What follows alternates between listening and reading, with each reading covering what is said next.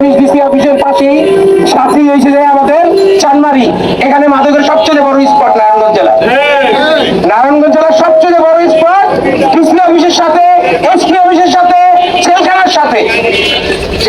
আমাদের জেলার সর্বোচ্চ প্রশাসক যেখানে বসে তার পাশে হয়েছে কি মাদকের সবচেয়ে বড় স্পট।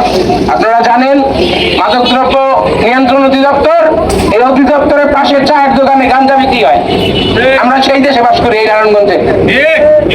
আমার ছেলে আছে, আমার মেয়ে আছে, আমাদের ছেলে আছে, মেয়ে আছে, এরা আগামী ভবিষ্যতে কি জানবে?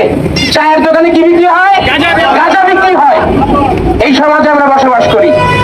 এখানে অনেক আইন প্রশাসনের এবং জাতির বিবেক সাংবাদিকরা আছেন। আপনাদের মাধ্যমে আমরা বলতে চাই, মাদকের বিরুদ্ধে আমরা লড়াই নামছি। এই লড়াইয়ে যদি মৃত্যু হয়, সেই মৃত্যুকে আমরা শহীদ হিসাবে গণ্য করে নেব ইনশাআল্লাহ। এখানে আমাদের কেন্দ্রীয় সভাপতি, কেন্দ্রীয় সাধারণ সম্পাদক, আমাদের ফতুল্লা থানার প্রেসিডেন্ট, ফতুল্লা থানা সাংগঠনিক সম্পাদক সবাই আছেন। সবাই আস্তে আস্তে সবারই আমরা পরিচয় নিব, দুই একটি কথা শুনবো। এই নারায়ণগঞ্জের মাটিতে আরেকজন নদীর ডন ছিলেন শরীফ ওসমান। আমরা বিগত আওয়ামী লীগ পুলিশ সরকারকে একাধিকবার লিখিত দিয়েছি, বলেছি এই নারায়ণগঞ্জকে মাদক মুক্ত করতে হলে শরীফ ওসমানের মতো কুলাঙ্গারকে গ্রেফতার করতে হবে। সেদিন গ্রেফতার করা হয় নাই। আজকে কুলাঙ্গার শরীফ ওসমান চলে গেল, তার প্রচারণা এই নারায়ণগঞ্জের মাটিতে অব্যাহত রেখেছে ব্যবসা। আমরা তাদের এই ব্যবসা চলতে দিব না, দিব না, দিব না।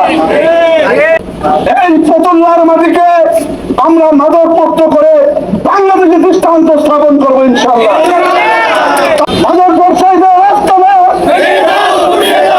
জ্বালানি মাদক সেবী হয়ে আমাদের মাদক প্রতিরোধ কর্মীকে হত্যা করার উদ্দেশ্যে যে পায়তারা করতেছে, তাদের বিরুদ্ধে কঠোর থেকে কঠোর আন্দোলন গড়ে তুলতে হবে।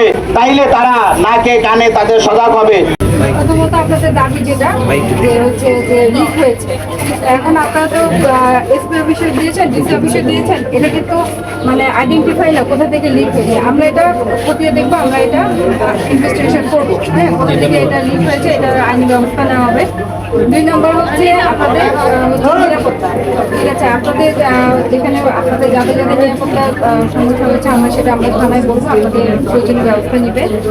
আর 3 নম্বর যেটা বলেছেন যে মাদকের বিরুদ্ধে অভিযান, সেটা কিন্তু আমাদের চলমান রানিং চলতেছে। গতকাল রাতেও কিন্তু একটা অভিযান হয়েছে,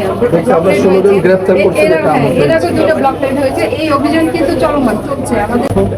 আইনি পদক্ষেপ হচ্ছে সংশ্লিষ্ট থানায় যাবে, থানায় যে একটা জিডি করবে এবং জিডি কপিটা আমাদেরকে সেটা প্রোভাইড করবে। অর্থাৎ আমি নিজেই কথা বলবো, জিডি হলে আমরা যারা আপনাদেরকে হুমকি দিয়েছে তাদের বিরুদ্ধে আমরা প্রসিকিউশন দাখিল করবো, ঠিক আছে। আর যেহেতু মাদক আমরা আইনের কিছু বাধ্যবাধকতা আছে, মাদক এবং অস্ত্র আইনে হলে তার পজিশন থাকতে হবে। পজিশন না পাওয়া গেলে মামলাটা রুজু করা যায় না।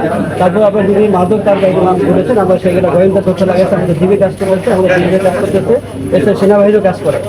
আমরা অতি শীঘ্রই আমরা তাদেরকে আইনে আনতে সক্ষম হবো। ডিসি অফিসের পাশেই সাথী